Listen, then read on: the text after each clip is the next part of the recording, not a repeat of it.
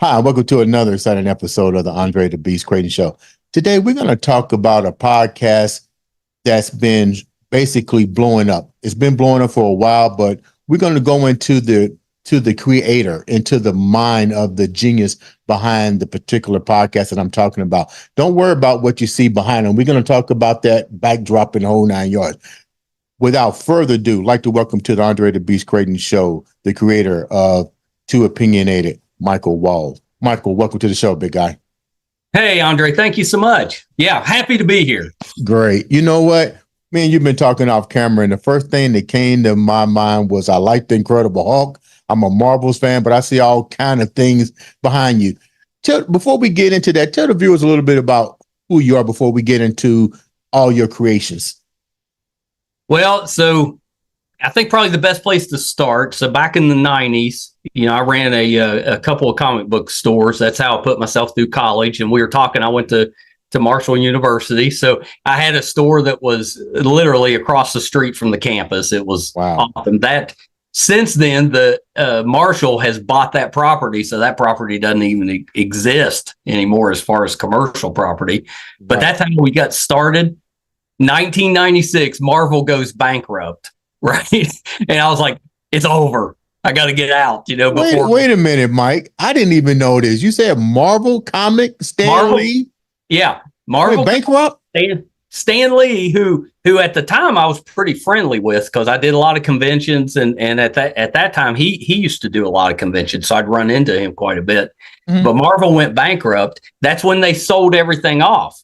So the whole reason that you've got Sony and Fox and some of these, making kind of Spider-Man movies that don't have Spider-Man in it. That's why, because they went bankrupt, sold that stuff off. Wow. So, of course, they came back stronger than ever, but I didn't know that at the time. All I knew is they were going out of business. I was like, it's over. Okay. Yeah, that's crazy. I didn't know that. So I got out. So eBay was just starting up. So I sold most of my inventory on eBay and got out.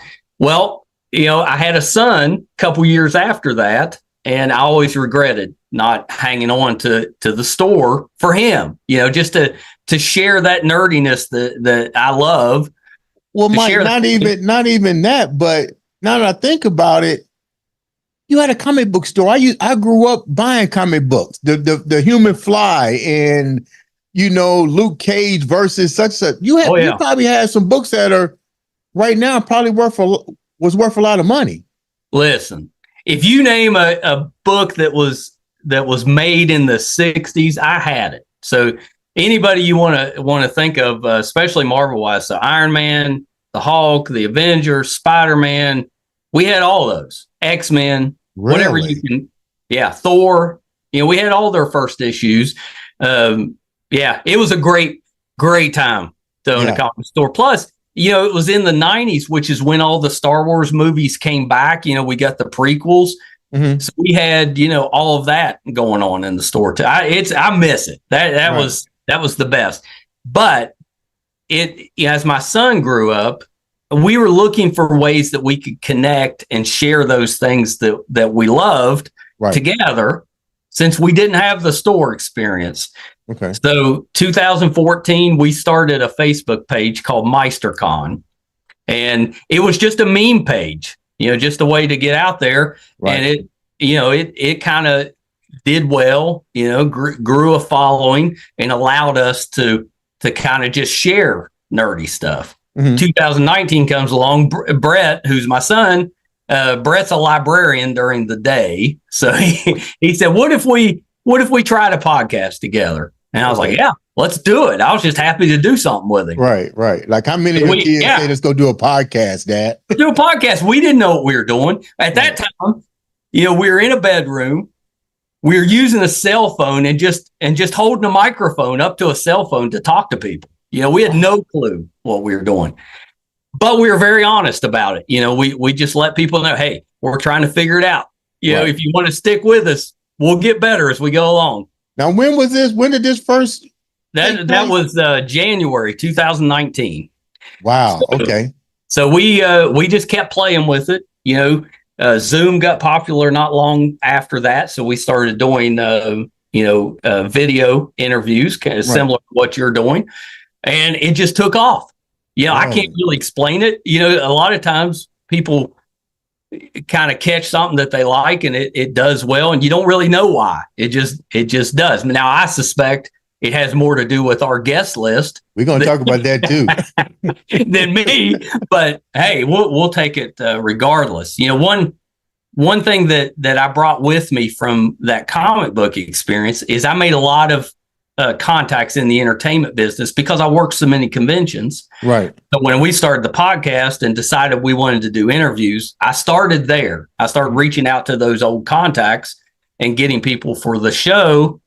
And then, you know, eventually we started working with managers and publicists, agents, and kind of develop those relationships. Now, the majority of our guests are sent to us, or they're requesting an interview. It's not us reaching out.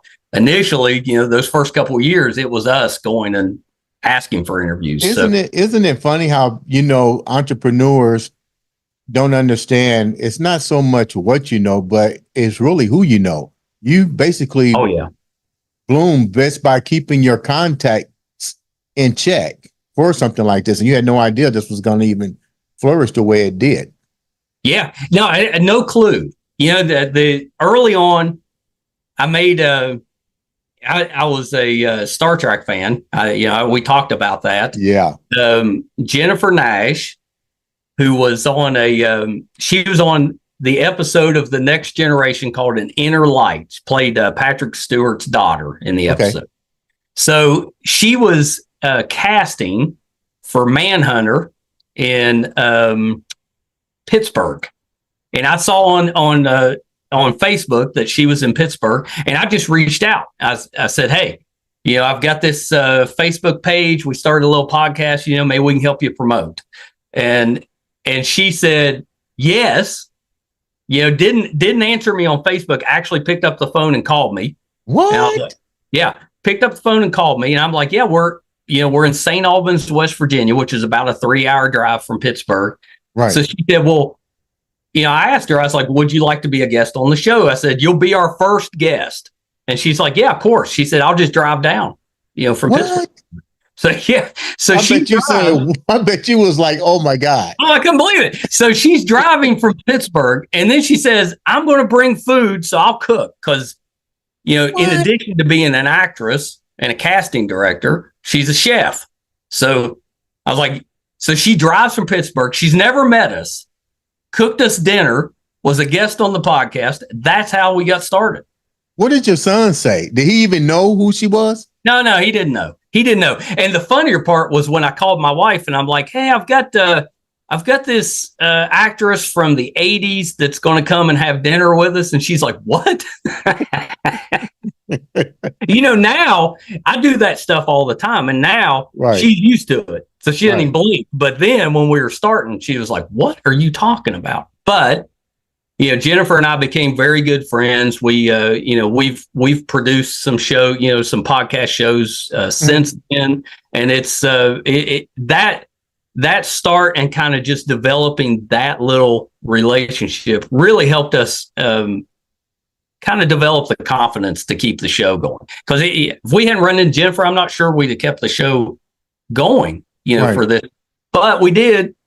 And now we're closing in on 800 episodes now. How hard is it to do what you do? Because the podcast industry now has really taken off. We seen a big jump in it at first, right after the pandemic, but then we seen a lot of people fall off. How difficult is it to really create good content, to have that good chemistry with your co-host, in your situation, your son, and have that connect? Because the ideal is to really have informative topic and conversation. And when you're talking about two opinionated, that's a great topic. That's a great topic and a great lead for any podcast.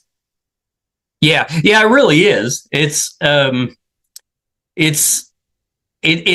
hasn't been like I don't want to say it hasn't been difficult, but it hasn't been as difficult as you would think. Mhm. We've managed to build it pretty well, and I do think a lot of that has to do with the guest list. I mean, I like to say the best thing about podcasting, anybody can podcast. The Right. worst thing about podcasting is anybody can podcast. Right. There's 15 million and counting podcasts out there. So getting anybody to, getting your show to rise above the noise is just about impossible. Right. So and then once you do that, once you get some attention, then you have to hang on to it. Right. And that's difficult with that. So with us, we've kind of taken it as when we started, we took we're not going to tell anybody no. If somebody asks to be on the podcast, we're going to put them on there. Right. Now, since then, now it's gotten to the point that we can be a little more selective, and we try to do that. But initially, we just didn't tell anybody no. It didn't matter how big a star you were, what you had going on. Mm-hmm. Or a author, a musician, actor, whatever it was, we'd take you and put you on the show just to, it gave us content. It allowed us to become experienced pretty quickly because we were doing so many interviews. Mm-hmm. And it worked for us. Now the quality of the guest has improved as the show has went along, but we've kind of taken the approach of just being very upfront and honest, and we try to have a positive conversation that highlights the guest. Right. We don't do gotcha stuff. I don't try to sneak up on anybody. If there's some negative stuff going on, if they don't want to talk about it, we don't talk about it. You know what I mean? You try to treat your guests respectfully, and then that word of mouth spreads, and you get more guests. When you say too opinionated, what is the premise of the show? Like, what do you guys, you and your son, really talk about when you having guests, and what kind of guests really makes your show, or should I say, when did you change the format to where, like you said, at first you was building the content, but now you got to really streamline it. So how did you wind up doing that, especially with a topic too opinionated?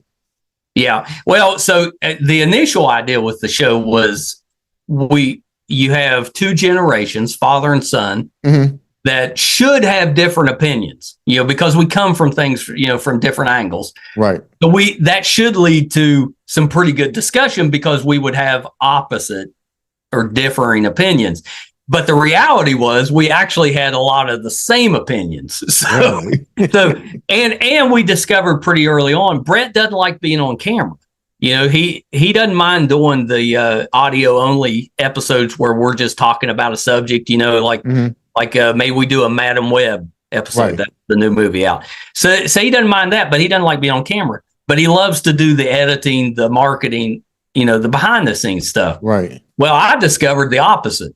Right. I didn't think I'd like being on camera, and I actually I don't mind this. Right. So we kind of, we kept the name Too Opinionated, but most of the time when I'm doing interviews, it's really about, we're just diving into that person's career. And they're welcome to promote something if they've got something going on right then. Right. We're really diving into, what got them into the entertainment business, what's keeping them there, what they're working on. If they've done something that's done well, we'll talk about that. So the name doesn't necessarily fit the content that we're putting out there right now. But you know how that goes. Once you establish a name, you're like, that's the name. Right. Out of all the guests, you guys have been around for quite some time. You definitely homed in on your craft. I follow you guys. I look at your content. My hat's off to you, because I know the time and effort it takes to produce even one show to make it informative and engaging for individuals. You got some major celebrities on your show, and believe me, celebrities look at platforms to see if they want to be a part of it or so forth. Give me 3 celebrities that really have taking you to the point that you go, wow, this is really good, that just blew your mind, that they came on your show and they brought some really good informative content to your show? Well, we've been lucky. When the contacts I had were mostly actors that were popular when I was growing up. Right. But, so initially we had, Sam Jones that played Flash Gordon. We had Lonnie Anderson from WKRP. I remember that. Yeah. Mark Singer, who was the Beastmaster, and was on V. We had him, Ed Asner was on. We really hit a lot of the big stars from that era that maybe aren't as popular today, or they're not acting as much today. So they had, they got a little bit more free time. So we were able to get those on. As we went along, we're kind of transitioning more to more modern day, people that are doing things right now. So we're talking to people that are promoting things, and that opened some doors for us. Right. I was lucky enough, William Shatner came through Charleston with his one-man tour. Right. And, I submitted my stuff to be as a moderator for him, and I got that position. So last February, I got to have dinner with Bill, and then get up on stage with him, introduce him, and spend an evening just asking him questions, basically doing my podcast on a stage, that's filled with a couple thousand people. Like, what do you ask somebody like him that's been in every single, even from Star Trek, you still see him in movies with Eddie Murphy and, oh yeah, his clock never stops. No. And I'll tell you, I was getting tired because we wrapped up that interview, we're on stage, but it was almost midnight. And really?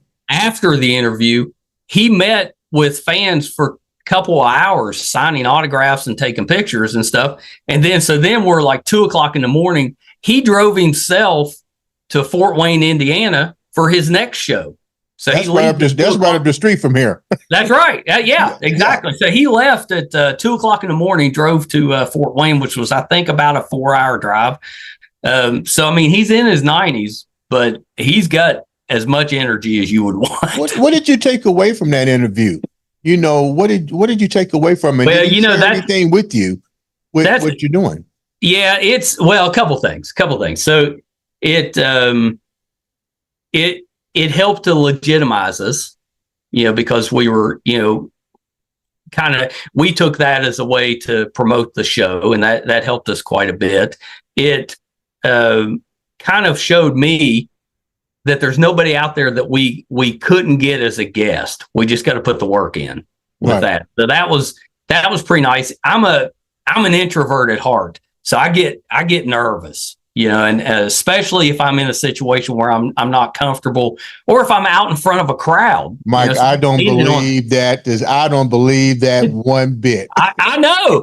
Let me tell you this.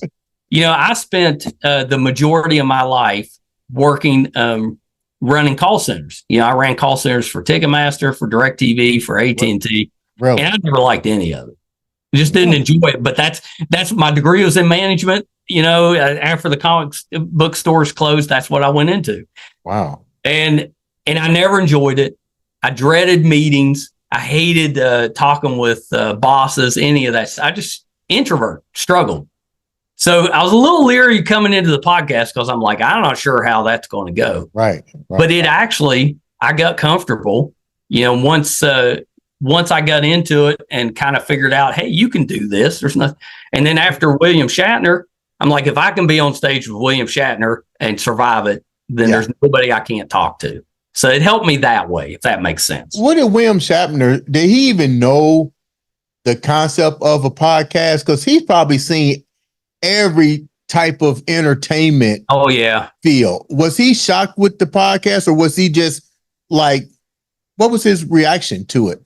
Well, so he's very up to date on technology, especially for like if you went and saw my parents, they have no clue about technology. I'm their technical expert, which is a terrible position to be in.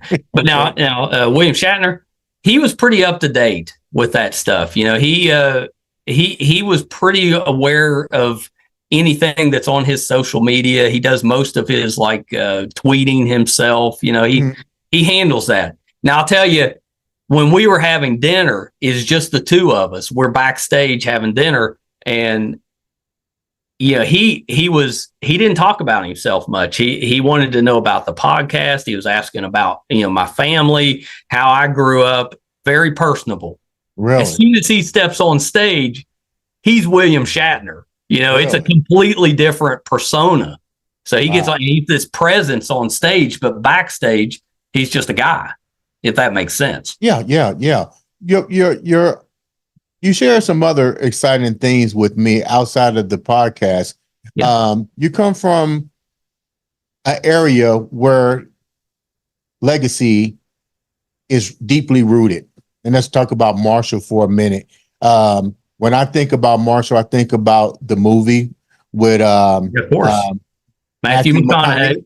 I also think about the greatest wide receiver that I know, Randy Moss. I'm always going to say Randy's. I'm a Randy Moss fan, period, and I'm a Chad Pennington fan. But you grew up in that area. Your store was across. What's it like in that area?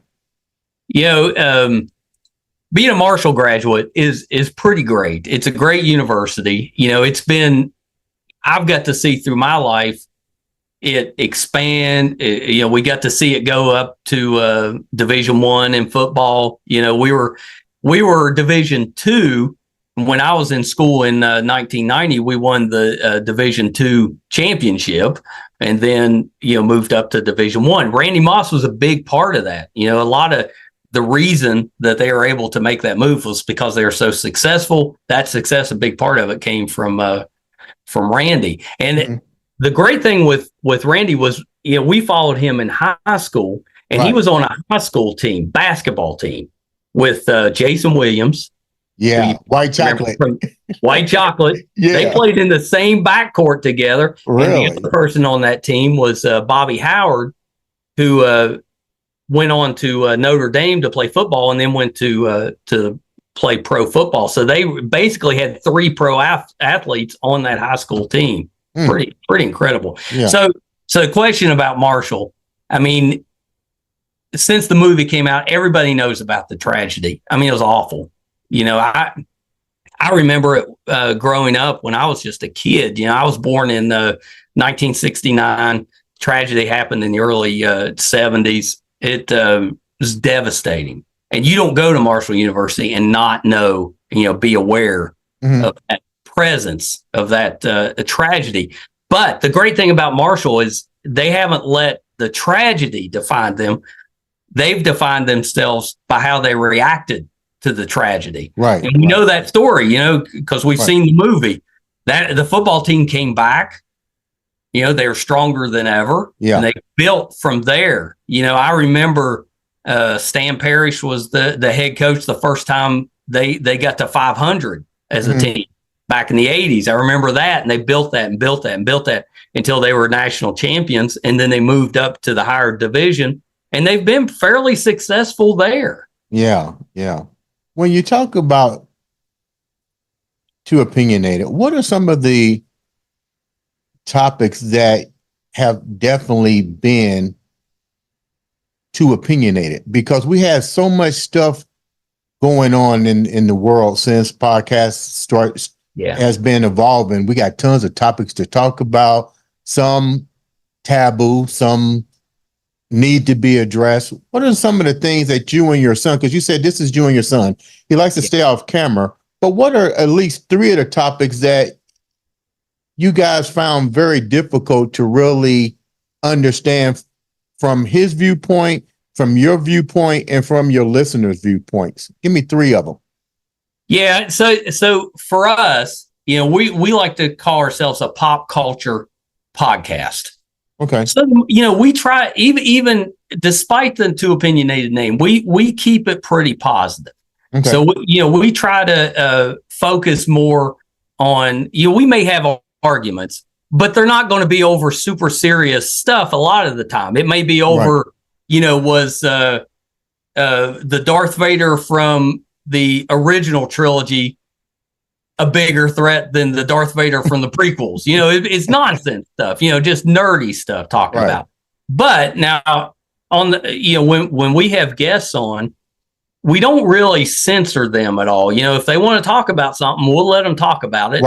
And we just try not to give, we try not to overtalk them. We want to put the emphasis on the guest.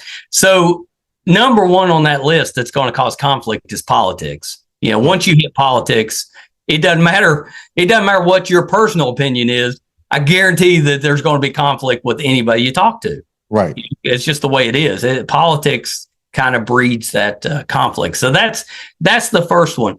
The second one is, it's a little tougher to define, but we do a lot of interviews outside the country. So a lot of Canadian, a lot of European countries we'll talk to. Well, their political situation's different from ours, right?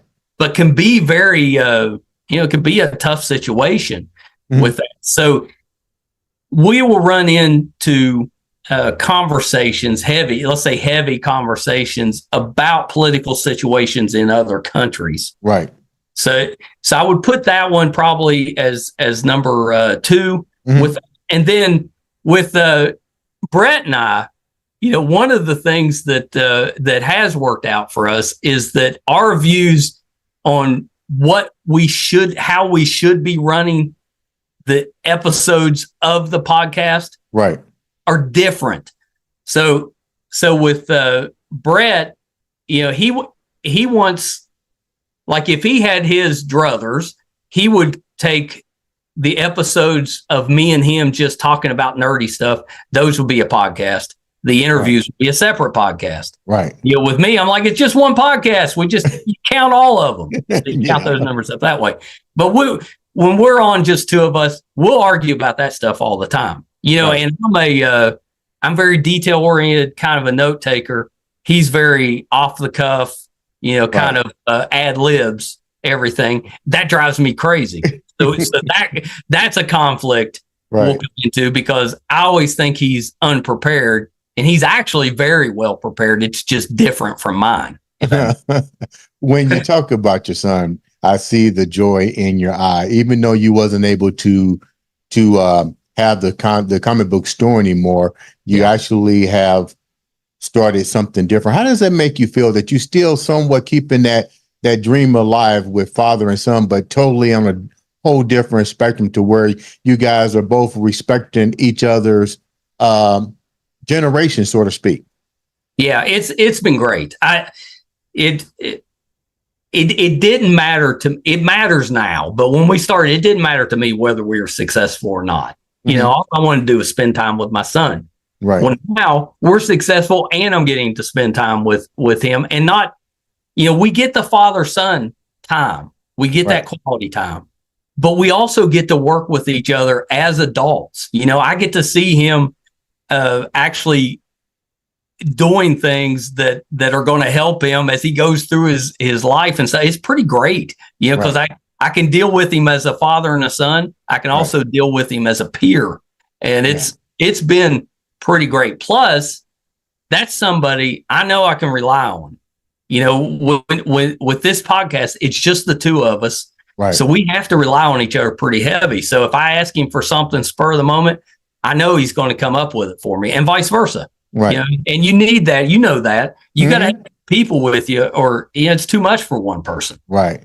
What kind of advice would you give young entrepreneurs that's trying to get into having a successful podcast? What would you recommend their steps be to be successful like you guys have done?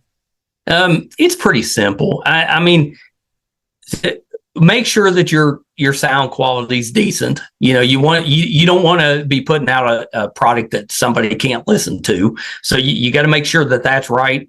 And then it's really just about consistency. Whatever you're podcasting on, even if it's just you by yourself talking, whatever it is, if you got guests, if there's two of you just talking about a subject, whatever it is, you have to be consistent about putting it out. You don't want people searching for your content. Right.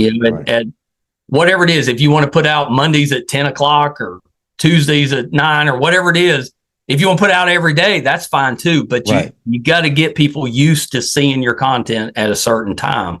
Now, we've been lucky because our other social media has a very large following outside of the podcast, and we use it and have used that as a way to promote the podcast. So it's really, thank goodness we did that 10 years ago, or I'm not sure we'd have done as well on the podcast. But our Facebook page reaches into the millions. So if you start sharing the podcast on that, it tends to get some viewers that way. So that's helped us out. How can the viewers reach out to you, listen to your podcast? If you're looking for guests to come on to have interesting stories, that is, how can the viewers reach out to you guys or listen to your podcast? Yeah. And we get a lot of that. We get, especially from, someone that's trying to promote something. They may be promoting their own thing, or they may be a publicist or an agent, manager or something for somebody else, and they'll contact us. Easy to do. We've got our website is MeisterCon, just one A, MeisterCon.com. And you can go there and send us an email from that, and we'll respond. I mean, if it's not me responding, it'll be Brett, but that'll get us that. And you can find us on any social media under MeisterCon. That'll lead you there. Our YouTube channel, which we show our videos, is MeisterCon Pod. That has all the videos. Or you can go to the website, and we've got the audio and video versions of the podcast. I think yesterday we put out episode 735. So we're fairly prolific. We put out normally about. Wait a minute. What's that number episode called? 735. Wow. Yeah. So it's been 5 years, and we've just kind of picked up steam. Well, I told you early on, we didn't tell anybody no. So we were doing a ton of episodes. We're a little more selective now because, we're able to be. But we kind of like the volume approach. So we tend to put out about 4 a week. So yeah, there's plenty of content there. If you're a fan of a show or a movie or a person, there's a decent chance we've talked to them. So just check that out and you'll see. And then we're on IMDb, which is the entertainment database. So if you just wanted to go see like everybody that's been on the show or check us out, you can go to imdb.com and look up the Two Opinionated podcast. It's right there. Mike, you're definitely a beast, straight up. You and your son. I know the work that you guys put into creating such a great podcast, great episode, great content. Leave the viewers with that beast frame of mind that you and your son live with every day to be successful the way you guys are. Yeah, I mean, you mentioned that earlier. Podcast takes time, probably more time than people think. And,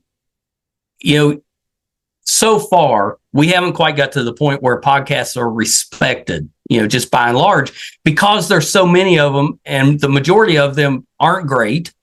So that tends to, kind of bring that down. So for us, it's all about preparation with that. When we have a guest coming on the show, we'll spend a couple hours, going through their background, really researching them so that we're prepared. That doesn't necessarily mean we're going to ask questions about the stuff we researched. They may want to talk about something else.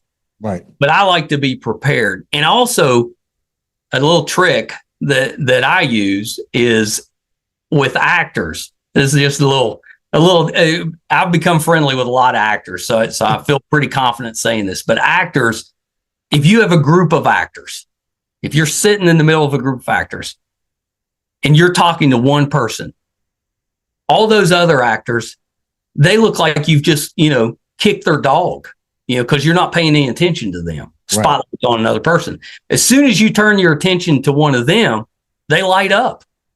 So they're an actor. They like that. They like that attention. So my little trick is I always go and look for what either their earliest role is or their most obscure role. And I make sure that I've seen it.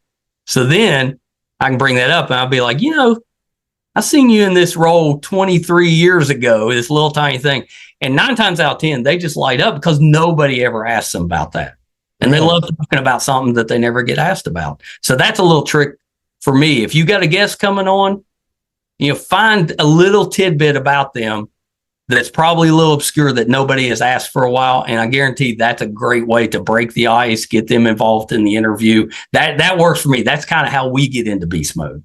Okay. ladies and gentlemen. Mike, thank you so much for being on the show. Love to have you guys come back, especially when you hit that 1,000 mark, that 1,000th episode. I like to see It's that coming. 1,000. It's coming. Yeah. You need to come on because we've been chasing. Let me throw this out there before you go. We've been chasing Jennifer Garner for 5 years because she's from here. Really? She's right where we're podcasting. I haven't found her yet, but wouldn't she be a great 1,000th episode? I'll see what I can do on my end. Yeah, see what you can work out. You bring her with. We'll bring you with her. Yeah, ladies and gentlemen, this has been another exciting episode. Make sure you guys subscribe, like, and share, and go to Opinionated. Look at them, support. This is what it's all about: passing it on and making sure that we all become successful in this world where it's enough for everybody to be successful. Ladies and gentlemen, this has been another exciting episode of the Andre the Beast Creighton Show.